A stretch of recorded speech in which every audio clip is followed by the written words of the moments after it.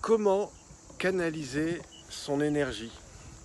Je m'appelle Pierre Pironnet, je suis actuellement à Mirmande. J'accompagne un groupe de 12 personnes dans le cadre d'une formation en relaxation biodynamique. On est sur la formation technicien-praticien. Et la question qui a été posée, c'est comment canaliser son énergie?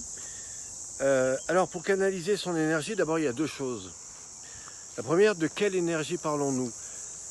D'abord de la nôtre, c'est-à-dire celle que nous avons à l'intérieur de nous.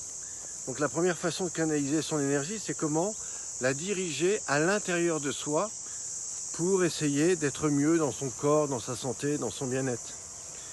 Et puis enfin, c'est comment je vais canaliser l'énergie pour la transmettre. Donc moi qui viens un petit peu du monde des arts martiaux, c'est des choses que j'ai développées pour rentrer dans la fluidité de l'autre, canaliser son énergie, puis l'envoyer là où l'intention m'invite à aller. Alors je voudrais profiter de cet espace pour vous expliquer un petit peu comment ça se passe dans le corps. Pour canaliser l'énergie, que ce soit pour vous-même ou pour une pratique de transmission, ça peut être par exemple pour le Reiki ou pour toute technique je dirais de guérison. La question est comment vous êtes à l'intérieur de vous. Et vous devez impérativement être dans ce que j'appelle cet état d'unité, d'alignement, qui fera qu'à un moment donné, vous serez dans un canal énergétique et qu'à partir de là, vous pourrez déjà transmettre à votre corps par l'effet de la respiration.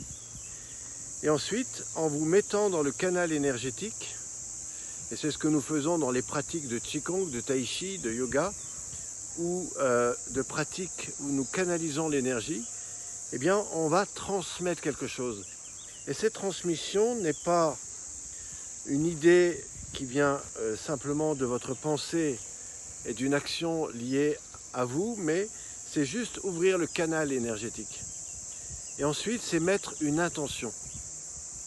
Alors, si vous voulez en savoir plus sur ces pratiques qui, à la fois, vous permettent d'avoir un meilleur éveil de vous-même, une meilleure capacité à être conscient de votre énergie, de votre capacité à gérer votre corps, eh bien, le mieux, c'est les pratiques quotidiennes. Alors, certains font du Qigong, du Tai Chi, et c'est super intéressant.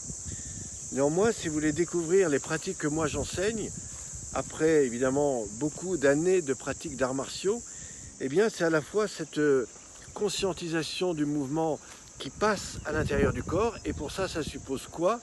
Eh bien, ça suppose d'ouvrir le champ de mobilité dans les zones les plus profondes du corps. Et le simple fait d'harmoniser cette respiration en mouvement vous permet non seulement d'amplifier, de permettre au corps une meilleure gestion de sa mobilité et donc une meilleure transmission énergétique interne. Et évidemment, ça va libérer tous les traumas psychiques liés aux résistances qu'on peut générer dans le corps, mais surtout, ça va ouvrir une voie d'harmonisation et de canal qui vous permettra évidemment d'être beaucoup plus dans quelque chose qui vous mettra bien sûr en lumière, mais qui aussi vous permettra d'aller beaucoup plus loin. Et ça, c'est ce que nous proposons à travers une pratique que j'appelle la relaxation biodynamique. Vous pouvez taper sur Internet ou tout simplement aller sur le lien qui se trouve en dessous ou au-dessus. Et peut-être dans la page où vous êtes, eh bien, vous pourrez découvrir des choses qui vous permettront à la fois d'accéder à des vidéos gratuites, à des reportages, à un ensemble de choses qui peut vous permettre chaque jour d'améliorer, d'affiner et d'ouvrir quelque chose qui vous permettra d'aller plus loin dans votre perception et bien sûr dans cette gestion de l'énergie et dans cette capacité à mieux maîtriser cette voie de l'énergie dans le corps. Voilà, j'espère que cette vidéo vous a plu. Je vous dis à très vite. Merci à vous.